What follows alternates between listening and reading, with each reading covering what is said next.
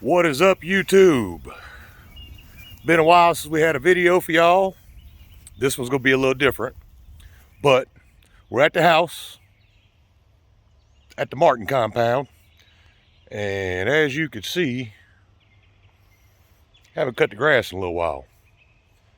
Now that ain't what this video is for, but I am letting it grow for a reason, because we're gonna have a piece of equipment for y'all here in the very near future that I got a phone call about.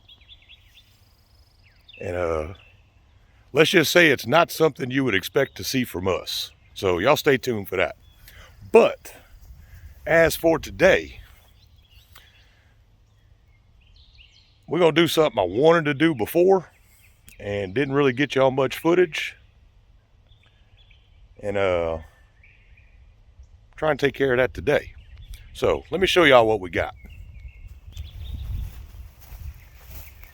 All right, y'all know we run the Equipment Defender racks.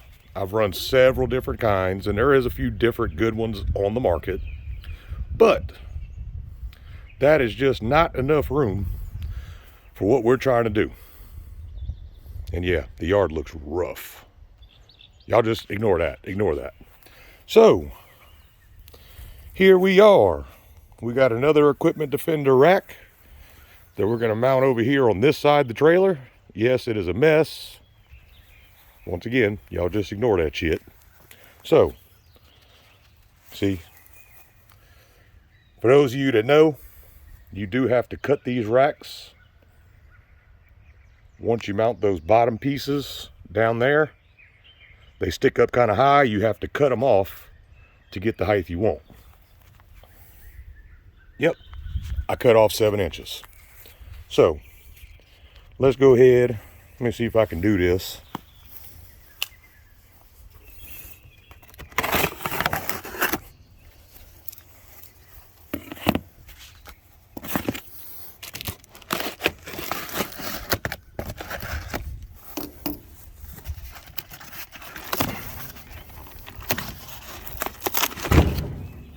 All right, I'm gonna set y'all down for a second, get this box open, and we'll see what we got.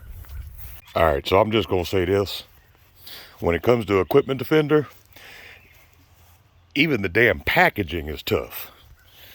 Got me killing the video just to get the box open. So here we go.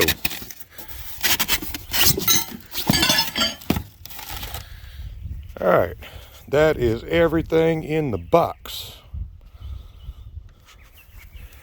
Got your stands right here.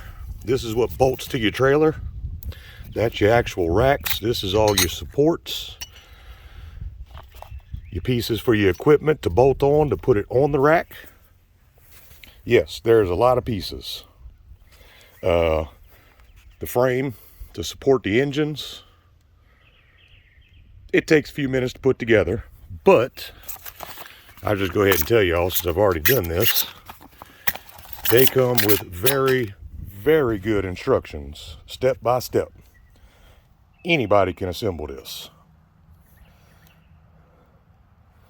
So we're gonna go ahead and pull some measurements. It tells you in there, I believe it's I've got to check mine on the other side, but I believe it's 35.5 inches apart, which I will be double checking. And once I double check these measurements, yes, I am going to open the directions, even though I've already done it. Read the damn directions. So I'm going to open that stuff up, check a few measurements on a few things, and go ahead and get this mounted up. So I'll try to get y'all a little bit of footage as we go, because I have had several questions from people asking, will these racks bolt to a pipe trailer? And we have a pipe top trailer, and it is heavy duty steel. And yes, they work great. I have zero complaints with these racks. They mount up great. It takes a little while to put them together and get them mounted. They fit perfect. They work perfect. So I'm gonna start pulling this apart. Hopefully the rain holds out.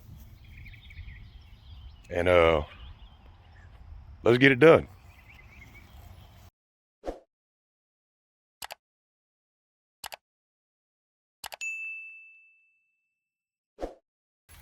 So yeah, it started raining, but it ain't bad. So here we are. Now, yes, that's just a 6-tooth blade per inch. That is a wood blade. All I did was use it to put my marks. We got the right blade. Now, what you see here is we drilled 2 3/8 holes for each one of these through the deck boards. I'll show you down here.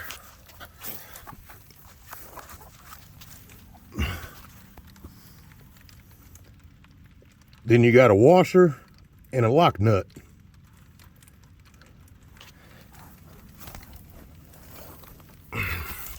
Bolting them to the trailer, to the deck. You want those all the way against the edge of the trailer. You can see over there, see right here, far over as you can, up against the metal. Then these clips, see them right there? They go around the pipe. You're going to drill through.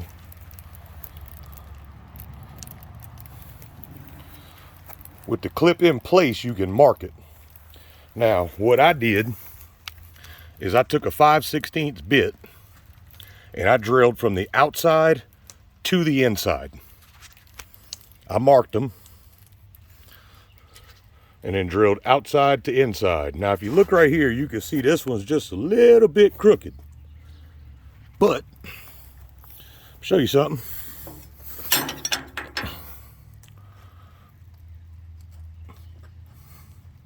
Square as could be. The clip might have come out slightly crooked, but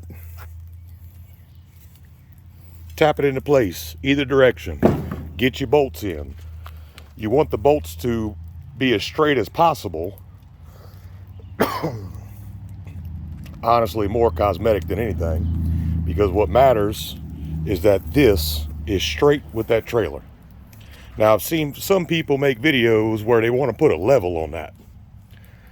Okay, I'm not going to say that's wrong, but do you really want to take the time to level the whole trailer when you could just put a speed square right there and right there? Same thing as level. Now, we've made some marks. In order to get this to that height, I took 7 inches off of this pipe, this square tubing. So we got marks on it. I'm gonna go ahead and cut these off so we can get the main part of the rack mounted on. Hopefully before this rain gets too hard. So let's do it. All right, so see if I can get this in there for you. Got them cut off. We got these tightened up so that it's sitting where it needs to sit. And if you notice, this locks in the front, this locks in the back. Reason being, I've seen people online and all that and comments on videos asking, well, should I put the power packs, the engines to the back, or should I put them to the front? Okay, that's personal preference. You can put them in the front of the trailer, you can put them wherever you want. Me personally, I want to be able to walk up to the trailer with the power tool in my hand the same way I'm holding it and stick it on the rack. Not flip it around, not twist it and turn it. Just walk up, pick it up, slide it on the rack. So these racks will be opposite of each other. The ones on the right side, passenger side of the vehicle, the power head will be in the front. The one on the driver's side, the power head will be in the back. Reason being, when I walk up to the trailer and I'm looking at the rack, that's the position it goes on the rack. So now that we've got that, let me show you something real quick. All this stuff comes packaged pretty well. You've got these brackets that go on there for the engine mounting rack. Those two brackets, just 2 bolts, got their own little pack. Now, got this other pack over here, which is all your small stuff for the frame and the supports. So, just wanted to show y'all that. It is packaged well. We're gonna go ahead and get this bolted on. And it's still raining. But it ain't raining hard. So it just kind of is what it is. I mean, a lot of y'all that follow know I was an all-field hand and a lawn care hand my whole life. Well, the all-field mentality, it don't rain in the all field. So some habits kind of carry over. So unless the bottom falls out, we're just gonna keep on working. We're gonna get this done. So let's do it. Guess what? It's on. And it's still raining. So let me show you all this right quick. So I kind of told y'all wrong a minute ago. I was saying that wherever the hell I put it, yeah, see, shit's soaking wet. That there was a 3rd bag of hardware, and that was for this. Spoke too soon, forgot. Is what it is. The hardware for this, as you can see, it's all a little block system. Even the engine supports, everything's already got its own stainless hardware in it. So all I had to do once I bolted these pieces on was slide this guide rod through that, then put the blocks on, slide the support guide rods through the blocks, and snug them up. Now you can see right here, these are just barely snugged with a couple of bolts. Reason being, we're about to put our hardware on a couple more pieces of power equipment. We're going to set it on the rack, and we need to easily be able to adjust these supports like those over there in order to support the motor. So, got a couple new tools. Love new tools. It's like kid getting new presents for Christmas. Just love this shit. But anyway, I'm gonna go grab this stuff. I'm gonna throw some brackets on it. The brackets just clip on. You'll see that in just a second. Get it mounted on here. Show you how I adjusted it. So we can get this wrapped up and I can get my ass out the rain. Let's do it.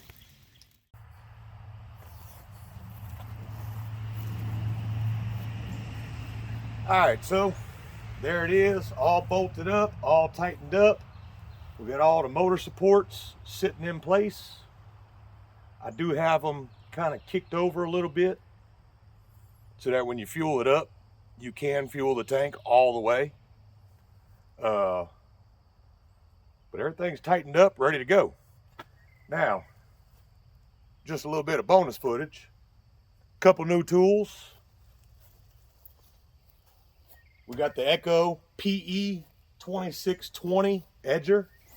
It is a curved shaft. I prefer the curved shaft. It moves you over out the way when you're edging, so you're not walking on curbs or anything like that if you do commercial property. And we bought the Echo HCA 2620 hedge trimmer. It's got the 59-inch shaft and the 22-inch blade. They're all 2620s except our old 225. From here on out, everything we run will be the 2620 power head. 25.5 cc power head. you just can't beat it. I hear a lot of people talk about how they switch from Echo to Steel, and they compare Steel to the 225. All right, the 225 is light. It will get the job done. When it comes to weekly stuff, especially residential, it's a great power head. Great edger, great trimmer. It will do the job. But it is a residential power head. The 225 is not the big commercial power heads. It's not made for that. So I see people on YouTube comparing the Steel 94 and 111s and all that to a 225. I mean, why don't we go grab some Troy-Bilts from Lowe's and throw them in the mix too? I mean, we're already comparing apples to oranges.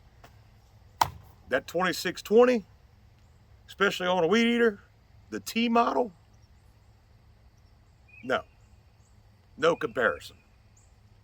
Sorry if that hurts some people's feelings, but it's 12 pounds and will swing over 2 feet of string without slowing down.